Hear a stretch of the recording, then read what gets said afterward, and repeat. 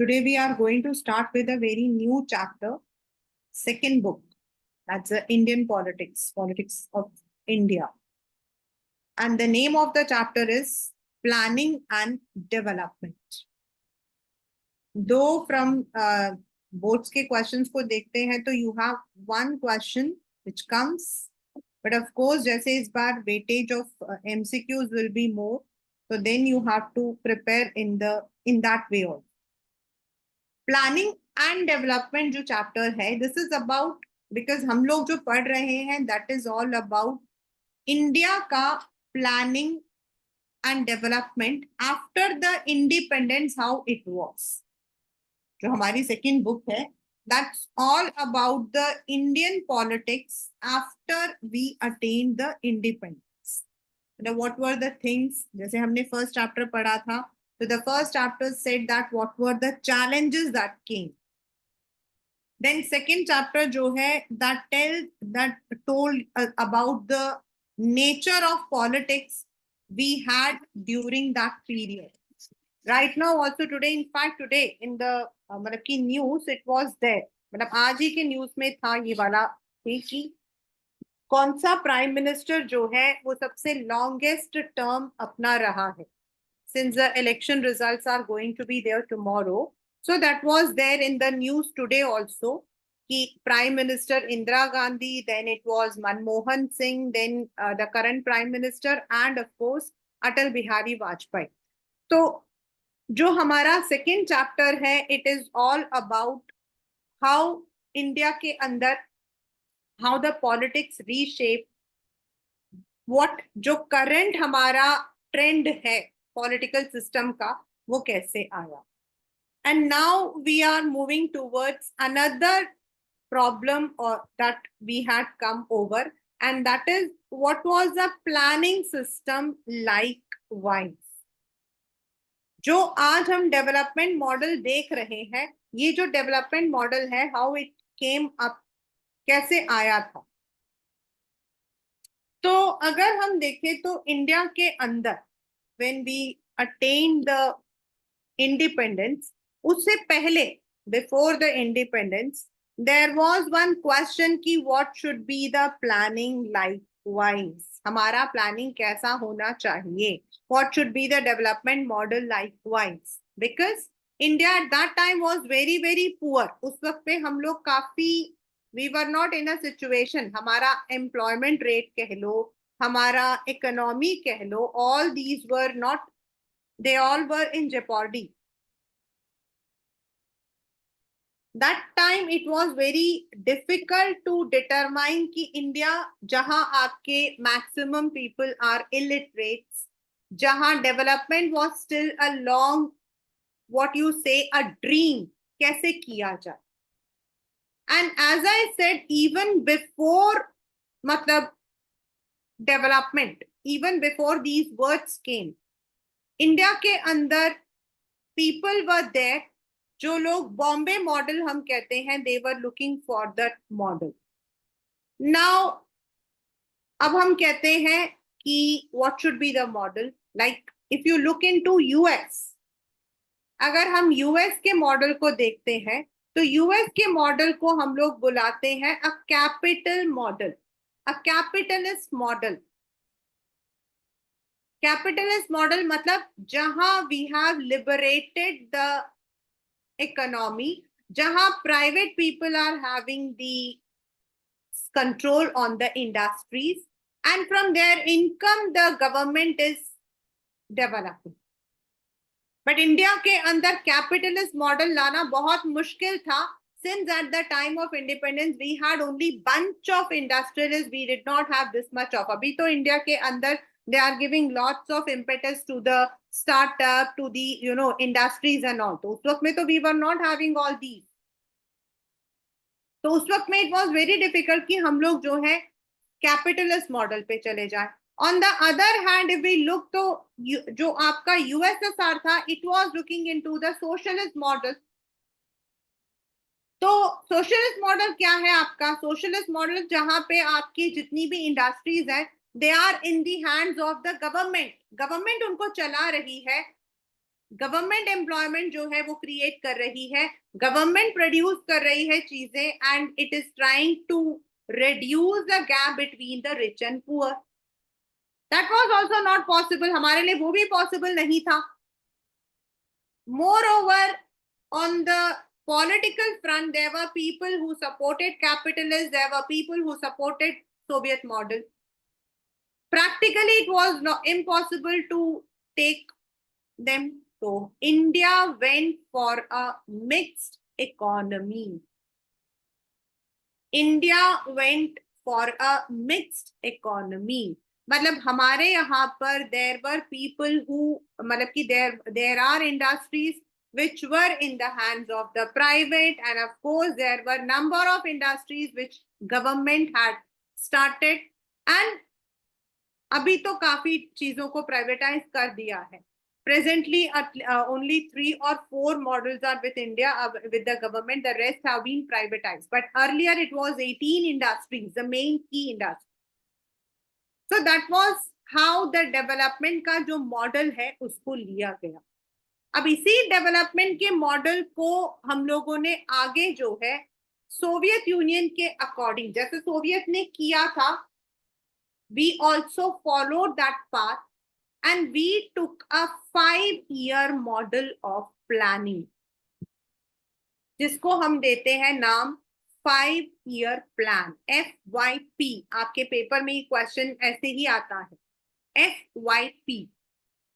तो we had 5 years का हमने जो है एक पर्टिकुलर मतलब development would be for everything, but one particular field would be taken, given more budget, more emphasis, so that उस मतलब कि धीरे धीरे करके हम उसको डेवलप करें.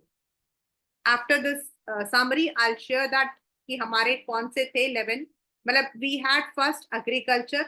India was said to be mostly agriculture and मतलब कि nature. Then industries, वही आपके पेपर में है. Then we had many others, child ka, women ka, education ka, health ka. Means we focused 5 years. In fact, there was a gap in between because the results were not according to what they want. But then 5-year plan हमारा चलता और अभी भी चलता है. But now पहले हमने जो मतलब कि जवाहरलाल नेहरू जी थे, उन्होंने स्टार्ट किया था the planning commission. Now its name has been renamed as Niti Aayog. अभी पढ़ोगे, and one of the most important questions also from this chapter. Niti Aayog. Now we are not only focusing on the 5-year plans.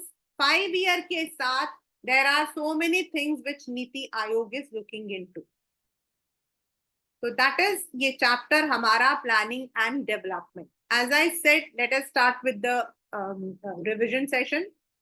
As I said, अगर आप start करोगे the book, तो सबसे पहले you would be seeing that there is an example कि आदिवासी जो है, मतलब जो आदिवासी है, उनके लिए to start up any industry in that area, that was conflict.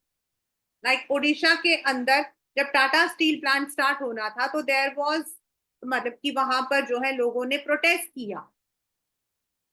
This is because Adivasi जो है they want their indigenous areas.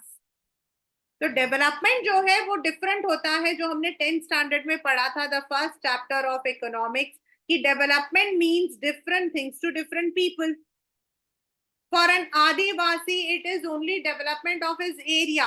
लेकिन for an industrialist, अगर वहां पर हम कोई plant लगाते हैं, तो it can be मतलब कि beneficial for the Adivasi also. It can generate employment also. It can also give revenue.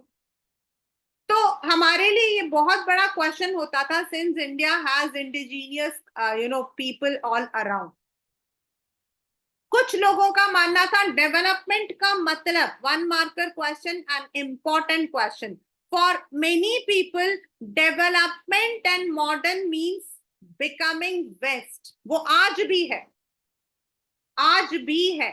Development was more becoming modern, and modern means आप वेस्टर्न कल्चर को फॉलो कर रहे हो। तो many of the people were in a contradiction कि भाई development नहीं होना चाहिए, development means you are going to मतलब कि leave your own areas.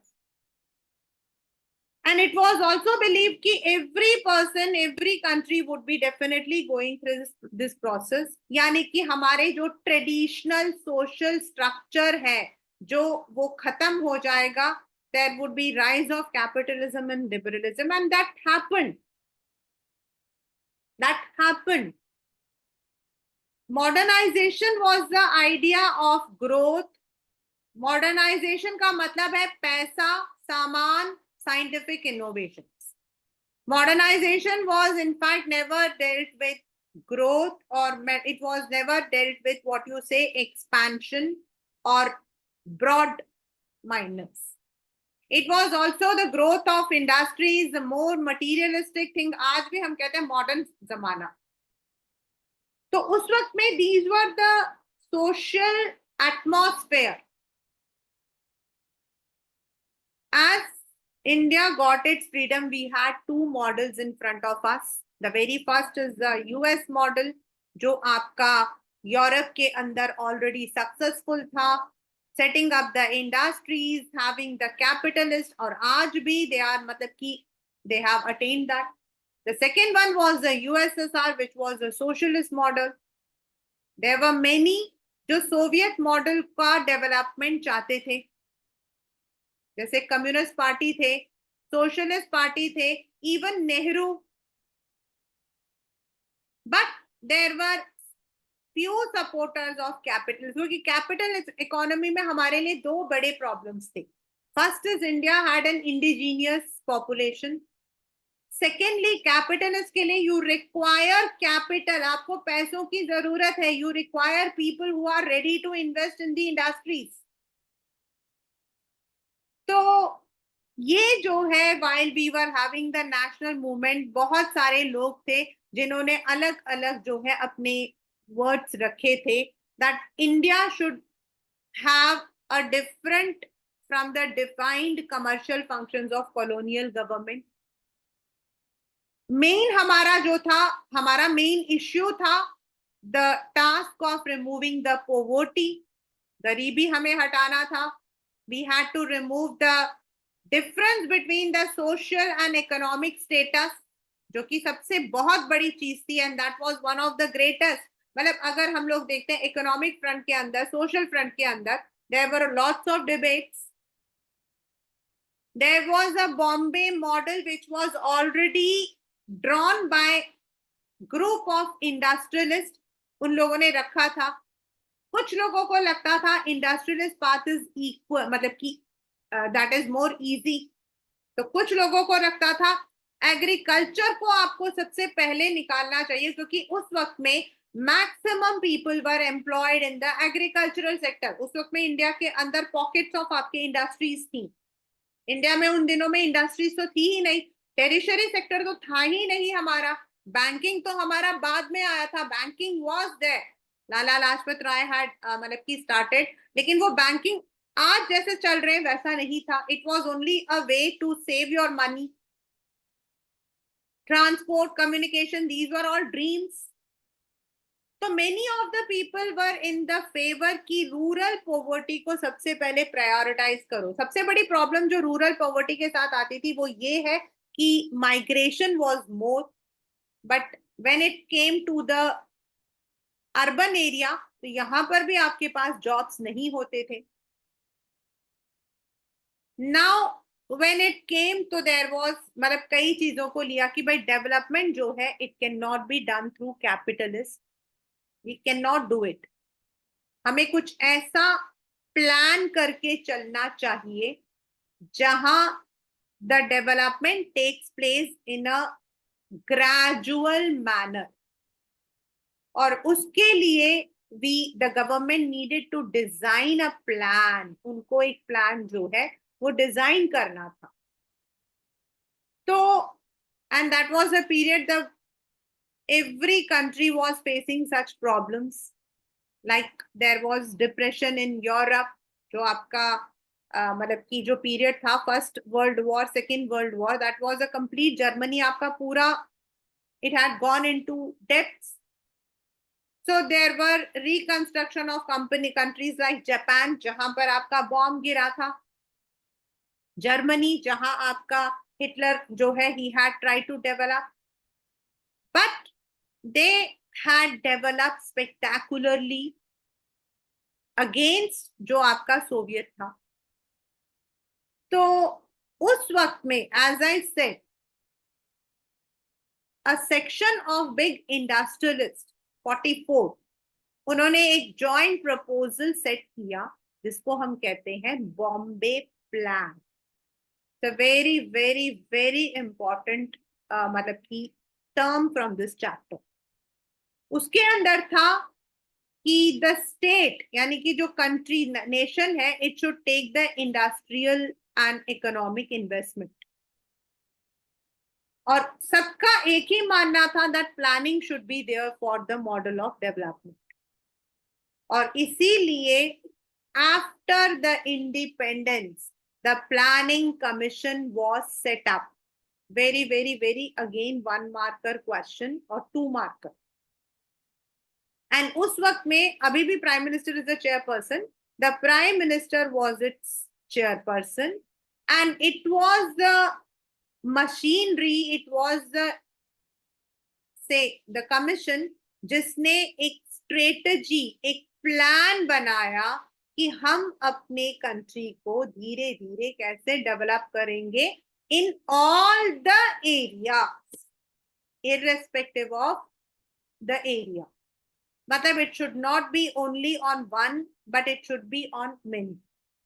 So as I said, USSR में ऑलरेडी 5 year प्लान का जो एक स्टाइल था वो चल रहा था.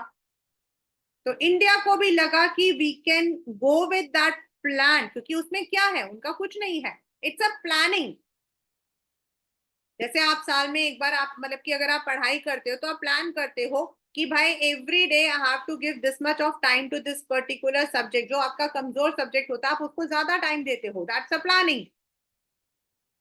The same model was adopted by government of India कि हम अपने इनकम एंड एक्सपेंडिचर को डिवाइड करेंगे and when the budget is prepared तो there would be one area every 5 years जिस पर हम ज्यादा फोकस करेंगे. सबको करेंगे लेकिन उस एरिया पर हम उस 5 साल उससे रिलेटेड जितनी भी एरियाज हैं उनको हम डेवलप करने की मतलब की करेंगे.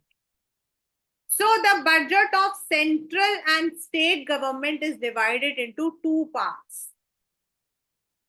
The non-plan budget जो आपकी रूटीन है, जैसे इस मतलब कि अगर 5 years में एजुकेशन पे करना है तो जो एजुकेशन सेक्टर छोड़ के बाकी सारे सेक्टर्स है वो नॉन प्लान बजट में आ जाते हैं. एंड प्लान्ड बजट होता है जिसका वो 5 years के लिए उसको किया जाता है. उसके अंदर what happens is the government focuses more, ज्यादा इन्वेस्टमेंट, ज्यादा focus. So the draft of the first 5 year plan जो कि सबसे पहला प्लान था उसको हमने दिसंबर 1951 में रिलीज किया. नाउ इट वाज सबसे इनिशियली तो बहुत खुशी हुई सबको क्योंकि इट वाज प्लान था. और हमारा first 5 year plan was basically on the rural area agriculture. तो the government it was excited थे लोग. एंड सेकेंड प्लान जो है that was also good. Second plan was basically on industries, but when it took second plan जब हुआ तो there were lots and lots of differences. Third में थोड़ा बहुत था बट फोर्थ तक we could not go for the plans. There the government had to give a pause. मतलब वहां पर गवर्नमेंट ने प्लानिंग 5 year प्लानिंग को थोड़े दिन के लिए स्टॉल कर दिया. उसको हम बोलते हैं प्लान हॉलीडे. उसको हम बोलते हैं प्लान हॉलीडे. मतलब for some period the planning did not take place. When once again it started. तो जो हमारा फर्स्ट 5 year प्लान था, as I have already said, it was mainly to address the agrarian sector. And इसको जो है draft किया था K. N.. राज ने. ये आपको नेम्स याद रखने पड़ेंगे. दिस वाज आपका प्लानिंग कमीशन 50s में सेट हुआ, 51 में हमारा प्लान स्टार्ट हुआ, 51 to 56 5 साल का था. दैट वाज टू रिमूव और टू एलिवेट द मतलब की पॉवर्टी को खत्म करना. तो they wanted that the first 5 years should be focused on agriculture को हम कैसे कैसे डेवलप कर सकते. बाय बिल्डिंग द डैम्स, तो उसके लिए इन्वेस्टमेंट, मोर इरिगेशन, क्योंकि एग्रीकल्चर सेक्टर हमारा काफी हिट था, हमारा सबसे ज्यादा. पंजाब अगर हम देखते हैं तो उस वक्त में वी हैड अ कंप्लीट, लेकिन उस वक्त में जो मतलब कि पंजाब हमारा अलग हुआ था, we had to scale up. And the first आपका जो डैम था Bhakra Nangal dam, it was मतलब उसको जो है किया था, इनॉग्रेट किया था पंडित जवाहरलाल नेहरू ने.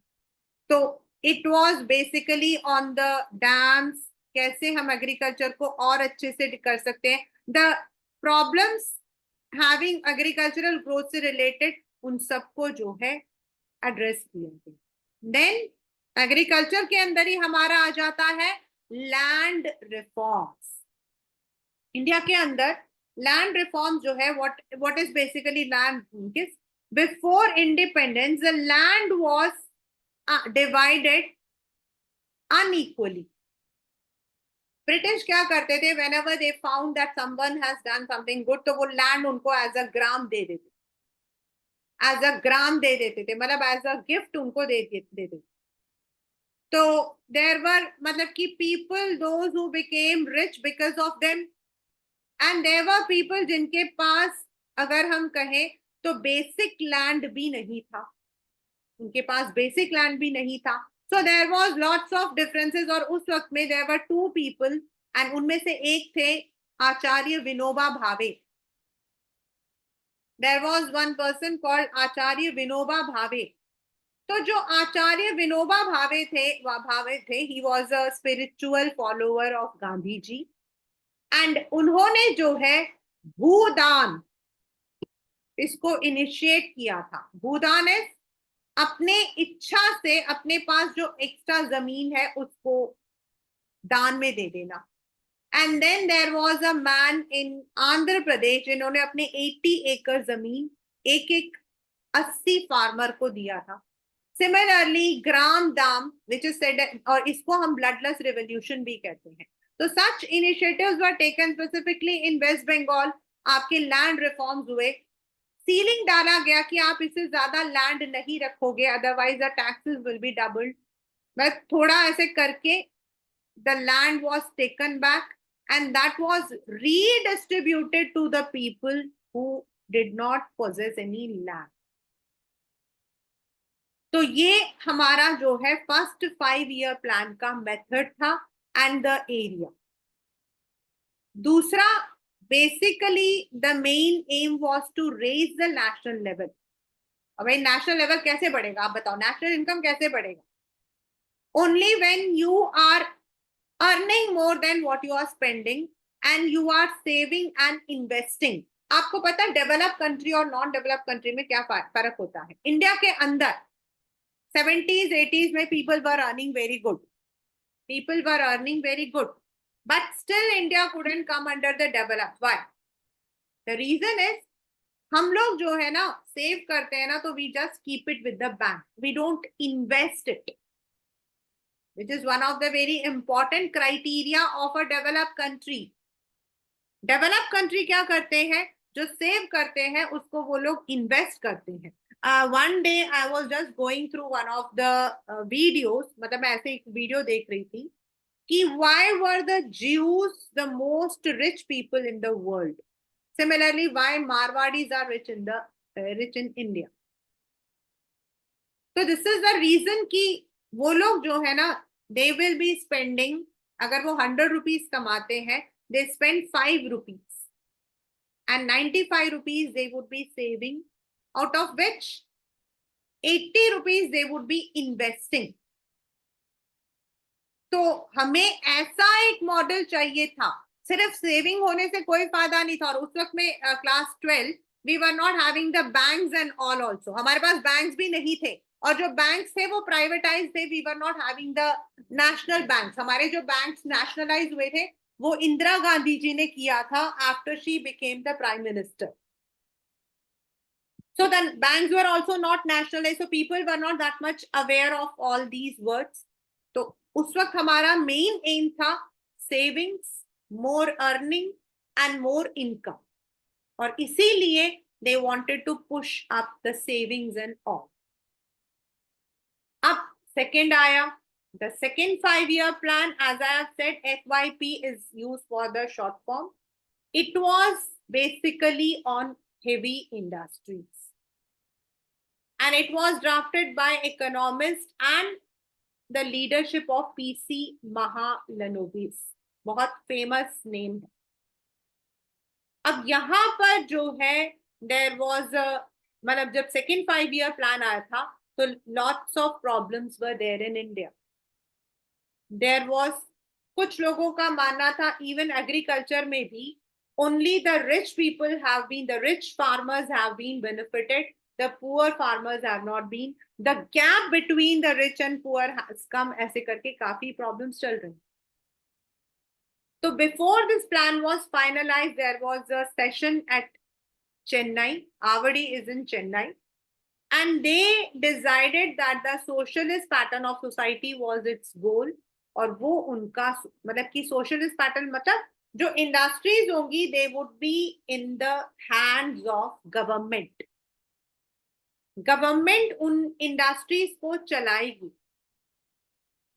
It would not be, definitely private थे आपके, दे असिस्टेड, ऐसा नहीं कि सारे इंडस्ट्रीज थे, बट मेजर आपके जो बड़ी बड़ी इंडस्ट्रीज थी कैपिटल वाली, वो आपका जो है that was with the government. So they उस वक्त में उन्होंने क्या कहा, क्या किया उन्होंने, there was one major decision, and the major वाज कि हमारे यहाँ पर जो इंडस्ट्रीज हैं which were already there, they imposed tariffs on imports. यही लिबरलाइजेशन हमारा हुआ था later on in 70s and 90s, जिनको हम लिबरलाइजेशन वाला पीरियड बोलते हैं, यही था. मतलब उस वक्त में जो इंडस्ट्रियल पीपल थे, दोज हु मतलब कि वो इंडस्ट्रीज लगा रहे थे, उनको जो है उन पर इंपोर्ट करने पर ड्यूटी लगा. वाई? क्योंकि अगर आप इंपोर्ट करते हो सामान को, like there are so many things which we import from other countries which are cheaper, और अगर आप इंडिया में प्रोड्यूस करते हो तो they become costly. Even after our this privatization, हमारा जो इकोनॉमिक जो मतलब एनईपी बना था, उसके बाद most of the हमारे जो raw materials हैं, we are getting it from countries like China, Taiwan and all other countries. अगर हम उन्हीं चीजों को इंडिया में बनाते हैं तो उसकी कीमत बढ़ जाती है, और इंडस्ट्रियलिस्ट के लिए तो कीमत, कॉस्ट मैटर करता है, not country. Not country. We even though we हम लोग चिल्लाते हैं हमें चाइनीज वाले टाइट नहीं करने चाहिए, लेकिन industrialist don't want, they want the profit. और इसीलिए उस वक्त में the government had put substantial tariffs on the import, ताकि डोमेस्टिक इंडस्ट्रीज हमारी जो है वो ग्रो अप कर सके. अब जब टैरिफ होगी तो सबसे बड़ी बात होगी कि अगर ज्यादा होगा, मान लो 100 रुपीज पर 40% डाल दिया है, तो नेचुरल है कि उन्हें इंडिया से ही लेना पड़ेगा, वो बाहर से नहीं मंगवा पाएंगे. तो इंडियन इंडस्ट्रीज जो है वो ग्रो करेंगी. And in this manner first जो स्टेप उन्होंने लिखा, that was protection of the domestic industries, and they wanted public and private industries to grow. अब 70s तक हमारे इंडिया के अंदर नंबर ऑफ इंडस्ट्रीज हैड, मतलब कि बहुत सारे इंडस्ट्रीज आ गई थी. And we had maximum industries, 18 major industries हमारी जो थी, they were in the public sector, यानी कि विद द गवर्नमेंट। जैसे आपकी इलेक्ट्रिसिटी उस वक्त, रेलवे, स्टील, मशीनरी, कम्युनिकेशन, ये सब कुछ हमारा पब्लिक सेक्टर में था, प्लस आर्म्स एंड अम्यूनिशन, ये सब हमारा पब्लिक सेक्टर में था। And of course there were pockets of small industries which were supporting these industries as private. The steel was there in private also, आपका government में भी था। Tata steels is a private and आपका SAIL जो है वो गवर्नमेंट है। जैसे आपके रेलवेज है, राइट नाउ रेलवेज जो है इट इज अभी भी it is under public, but there are some sectors where it has now outsource. जैसे खाना आजकल आउटसोर्स कर दिया उन्होंने, तो now they are into the PPP model, private public private sector, जिसमें प्राइवेट को भी वो अपने साथ में लेकर चलते हैं। मेट्रो हमारा पीपीपी मॉडल पर है, जिसमें प्राइवेट और पब्लिक दोनों ही काम करते हैं। मींस जो प्राइवेट कंपनीज हैं वो एंड पब्लिक यानी कि गवर्नमेंट दोनों मिलके। बट उस वक्त में हमारे ये सारे की सारी इंडस्ट्रीज जो थी, they were all with the government.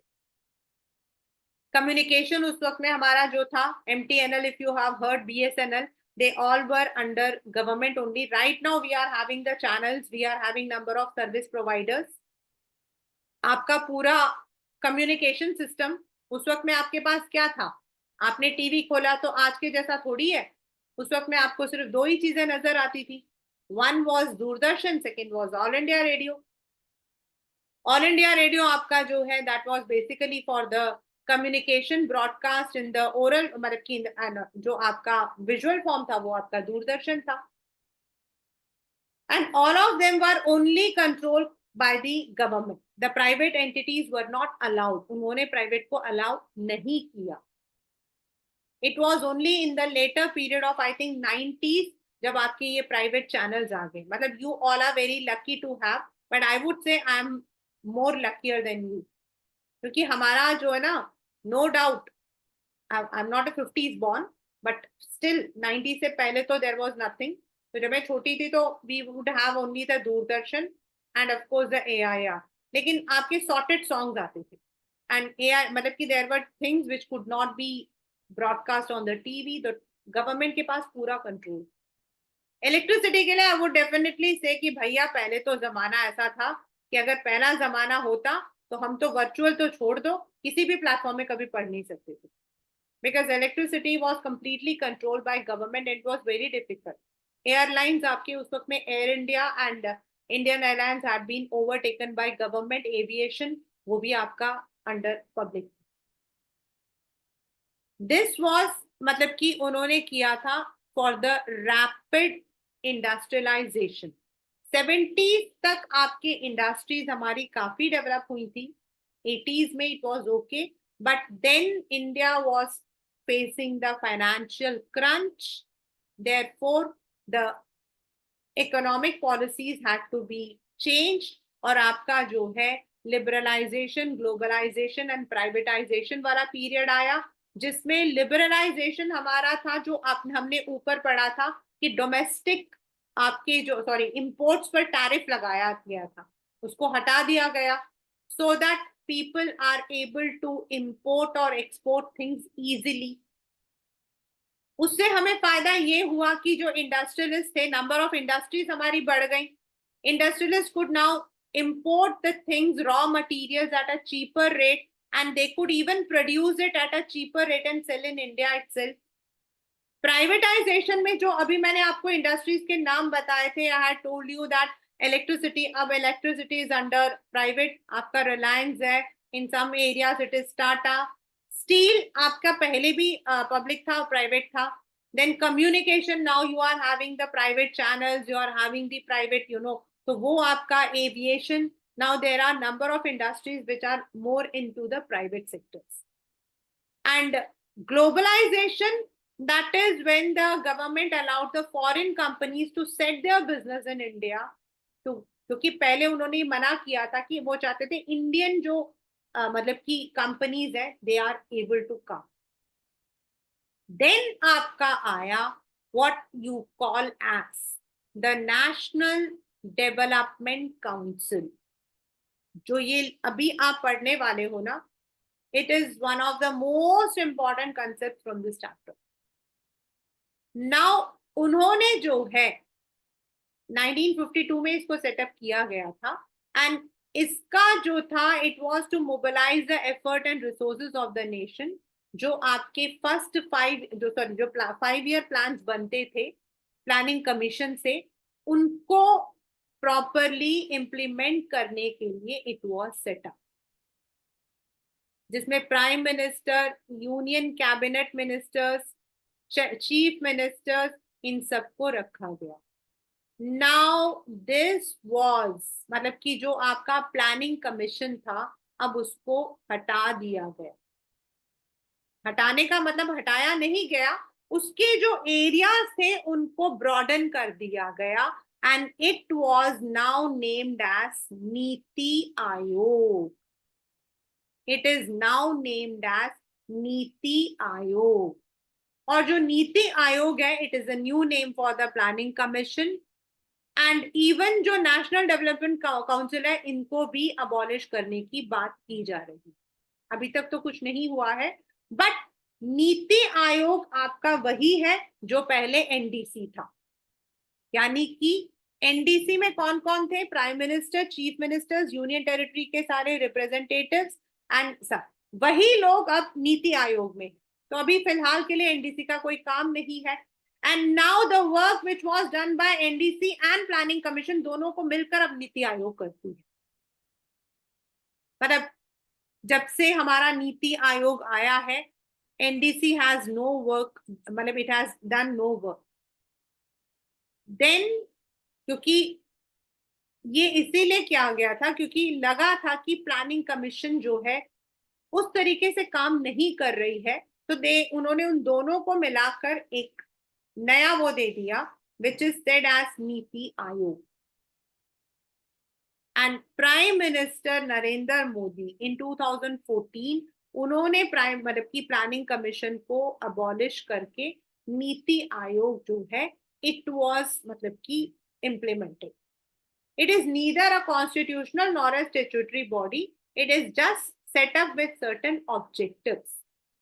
अगर आप नीति आयोग के साइट पर जाते हो, विकीपीडिया पर, you will find number of, आपके जितने भी ये बोलते हैं ना बेटी बचाओ बेटी पढ़ाओ, ये मतलब they are all coming under, उनके इतने सारे प्लान्स होते हैं स्टार्टअप को लेकर, इसको लेकर। They are having number of policies, they are having number of strategies. तो उनका मेन है। पहले ये काम दो अलग अलग एरियाज करती थी। वन वाज आपका प्लानिंग कमीशन और उसको सपोर्ट करता था आपका एनडीसी।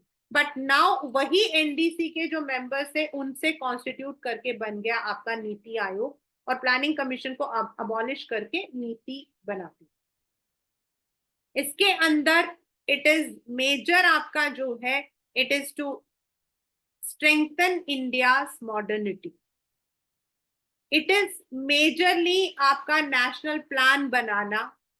इट्स मेजर है कि उसको कैसे हमें इम्प्लीमेंट करना है, by reducing the social, economic and जो भी हमारे प्रॉब्लम्स है उनको। तो जो आपका नेशनल डेवलपमेंट कमीशन था, जिसको हमने बाद में एनडीसी का नाम दिया, इट हैड दिस कंपोजिशन।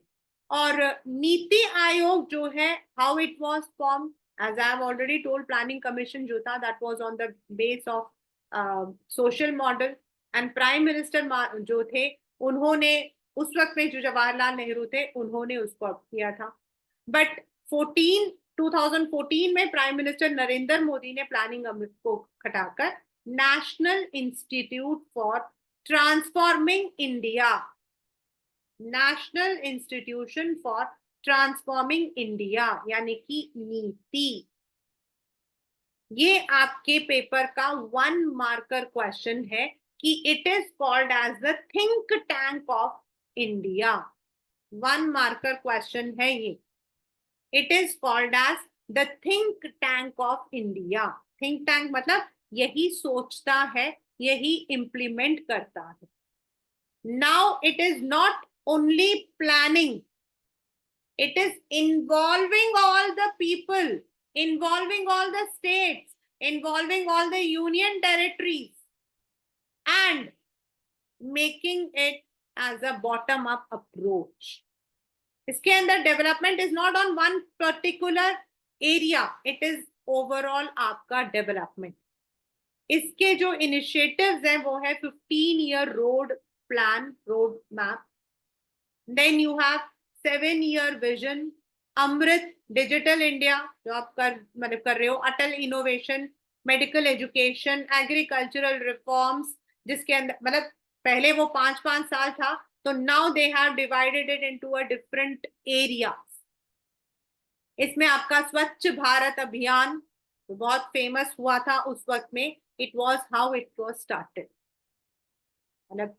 आपका तो जो नीति आयोग है इसमें वही है, सारे प्राइम मिनिस्टर, चीफ मिनिस्टर, आपके lieutenant governor of Puducherry, Andaman Nicobar, and a vice chairman जिसको नॉमिनेट करते हैं हमारे prime minister. Plus there are some members जो कि किसी ना किसी बड़े एरिया से रिटायर होते हैं, उनको लेकर आते हैं इसके अंदर. There are people from leading universities, there are people from research institution. ये यूएन के मॉडल के जैसा चलता है जिसमें non permanent and permanent members होते हैं. जो परमानेंट मेंबर्स हैं वो आपके सारे हमारे जितने भी मिनिस्टर्स वगैरह हैं, और नॉन परमानेंट होते हैं जो कि those who are chosen from the leading universities, the key research institute, इन सबको लिया जाता है जो अपने एरिया को जो है डेवलप करने के लिए हेल्प कर सके. दिस इज हाउ नीति आयोग जो है उसको बनाया जाता है. It is the one which is called as a think tank. It is fostering, इसमें हम बार बार फेडरलिज्म लिख रहे हैं. फेडरलिज्म का मतलब क्या है? इट मींस फेडरल का मतलब हो जाता है जहां हम स्टेट्स को भी इंक्लूड कर रहे हैं. इसमें हम इनोवेशन, नॉलेज, इन सबको लेकर चल रहे हैं. And these are the areas जहां हम नीति आयोग काम कर रहा है on different areas.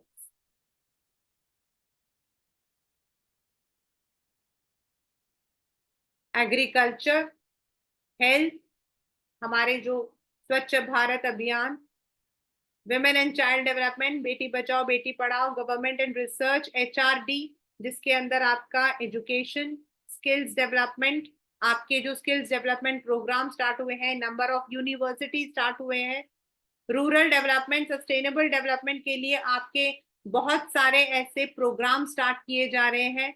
Energy, managing urbanisation, financial resources, then आपके science and technology, PPP model, इन सब को लेकर जो है आपका नीति आयोग जो है वो चल रहा है. And in fact it is quite I can say that it is very it has a very positive impact, I can say. काफी पॉजिटिव रहा है इसका इम्पैक्ट, क्योंकि देयर आर, जब हम स्टार्टअप के बारे में बात करते हैं, सिंस बिजनेस हमारा एक इम्पॉर्टेंट एलिमेंट है, तो स्टार्टअप के अंदर इन लोगों ने इतने सारी चीजों को इसमें एड ऑन किया है कि जो लोग स्टार्टअप्स के अंदर जाना चाहते हैं, those even tomorrow if you want to become an entrepreneur, तो they have developed this area in such a manner कि आपको गवर्नमेंट से एड मिल जाए. You are getting the aid from the government. You are getting not only the financial aid, also incubation, जब तक आपका जो business है वो चलता नहीं है तब तक आपको पीछे से सपोर्ट करना, ऐसे उन्होंने जो है मॉडल्स बना रखे हैं. देन आपका जो करंट मॉडल है मेक इन इंडिया, वो भी इसी के अंदर आता है.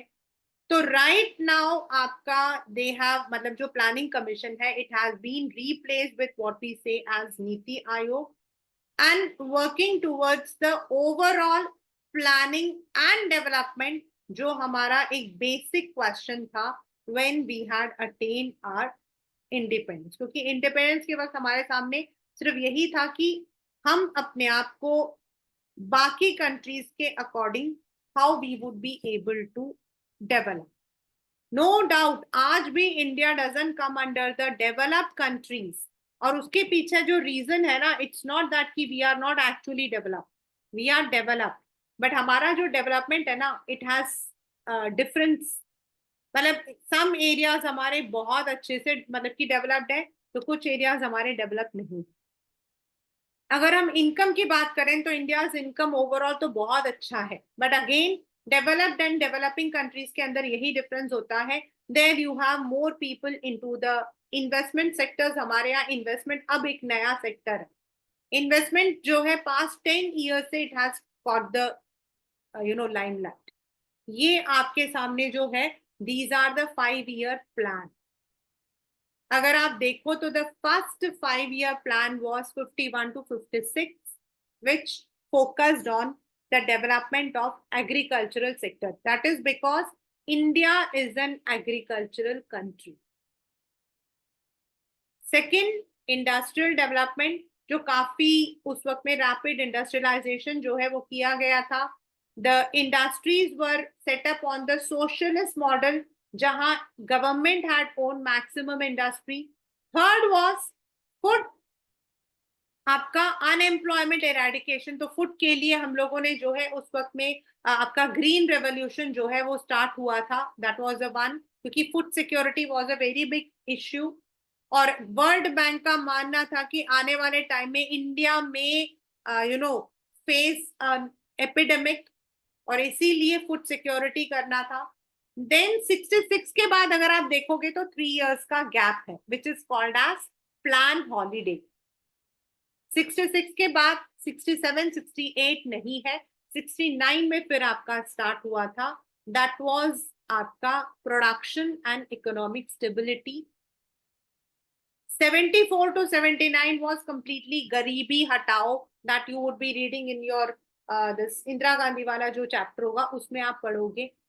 देन आपके एनर्जी रिसोर्सेज वीकर जो आपके सेक्शंस हैं उन पर 85 onwards we were on to the modernisation, rural development more, मतलब कि आपकी जो काम मतलब कि जो आपके स्ट्रक्चरल इंफ्रास्ट्रक्चरल है उनको करना। 8th आपका था health literacy, that was focus. 97 to 2000 economic development, socio economic आपका 7 तक रहा। फिर एनर्जी, देन आपका जो 10th था उसके अंदर चिल्ड्रन एजुकेशन, मतलब ये सारा आपका 10th के अंदर आया था। Then 12th which was inclusive, मतलब एवरीथिंग। तो now of course we are not on to the plan development, अब हम लोग जो है 7 इयर्स ऐसे मतलब we are giving a time और उसके सारे एरियाज को जो है डेवलप करने की कोशिश कर। तो this is how the development, the सबसे पहले तो what was the meaning of development at that time? The meaning was development refer to modernization, and modern होने का मतलब उस वक्त में होता था टू रिमूव द सोशो, जो हमारा सोशल हमारा एक स्ट्रक्चर था उससे बाहर आना, टू अडॉप्ट द मॉडर्न यानी कि वेस्टर्नाइजेशन, उस वक्त में यही माना जाता था। If you said I am a develop person, तो उनका मानना था कि आप जो हो you are you are following western. In fact वो एक पीरियड था विच आई कैन से कि people were scared of development world. उनको लगता था if we are becoming modern तो हमारा जो सोशल हमारा जो एक सर्कल बना है वो खत्म हो जाएगा। इंडस्ट्रीज में काम करना was not that much advisable. हाँ, गवर्नमेंट आपका स्टार्ट हुआ, उसके बाद इंडस्ट्रीज के अंदर पीपल आने लगे, लेकिन initially people were very apprehended. I remember my mother in law told me once कि wearing any western outfit, I am talking about male member, not a female, and working in any foreign company was looked as the person is westernized, यानी कि उसके जो social norms है cultural norms है वो खत्म हो गए हैं। That was the model. तो हमें उस चीज से बाहर निकल के डेवलपमेंट का एक मीनिंग निकालना, and development could not be done without inclusion, और उसके लिए हमें चाहिए थी पैसे और ह्यूमन रिसोर्स दोनों की। तो वी वर मतलब कि there were many models in front of us. दो मेजर मॉडल हमारा था, कैपिटलिस्ट या socialist economy, but India went for a mixed economy. We had the capitalist also, but we had more onto the social. Or when it came to the socialist or when it came to the capitalist, there were areas where they had to give focus. और उसके लिए first जो step उन्होंने उठाया वो था setting up a planning commission. Second step उठाया उन्होंने the formation of NDC, national development council, जो प्लानिंग कमीशन के सारे प्लान्स को एग्जीक्यूट करने में हेल्प करेगा. एंड नेक्स्ट स्टेप उन्होंने उठाया a planned development on the model of USSR. And focus was given on one particular area with the budget जो आपका प्लान्ड एंड नॉन प्लान्ड में बट जाता था. And then of course first second third was very successful, but वहां पे थोड़ा decline हुआ तो the government took up a small tax holiday, sorry, plan holiday, and then again they started. Later on, जैसे जैसे हम लोग बढ़ गए, as I said that in 1990s we had the economic policies को हमने बिल्कुल what we say LPG हमने उसको liberalize किया. We brought up the new economic policy. उसके बाद there were changes. Then the number of industries which were in the public sectors, they were privatized. 18 आपके थे, प्राइवेटाइज किया गया. अभी आप जानते हो aviation is privatise, communication is privatise. धीरे धीरे ओनली दोज मेन इंडस्ट्रीज जो हमारी कंट्री के नेशनल सिक्योरिटी के लिए जरूरी है, they are right now with the government. And because now they feel that Indian industries, Indian capitalist are in position to stand in the international market. But पहले उन्होंने tariff imports पर जो है ban कर रखा था. Privatization was not that much in picture, and globalization के लिए मल्टीनेशनल कंपनीज को इस तरीके से अलाउ नहीं किया जाता. Then when this government came up, तो they started off with one more. उन्होंने उस प्लानिंग कमीशन और एनडीसी दोनों को मतलब कि कंबाइन करके एक नया नाम दे दिया, NITI Aayog. The composition was that of NDC. जो एनडीसी का कॉम्पोजिशन है, prime minister, chief ministers, the governors, लेकिन उसके अंदर उन्होंने एड ऑन कर दिया the people, temporary people, non permanent people from research area, from universities, जो उस एरिया को डेवलप करने में गवर्नमेंट को इंक्लूसिवली हेल्प कर सके. और उसको एक नया नाम दे दिया, abolishing the old name planning commission, NITI Aayog. That is the National Institute for Transforming India. And they are working on to the inclusive development जो हम plan में सोच रहे थे वो भी, plus looking towards the what you call as modernization and development. So this is the chapter planning and development after our independence. We will be doing the same chapter along with your NCERT in the next class.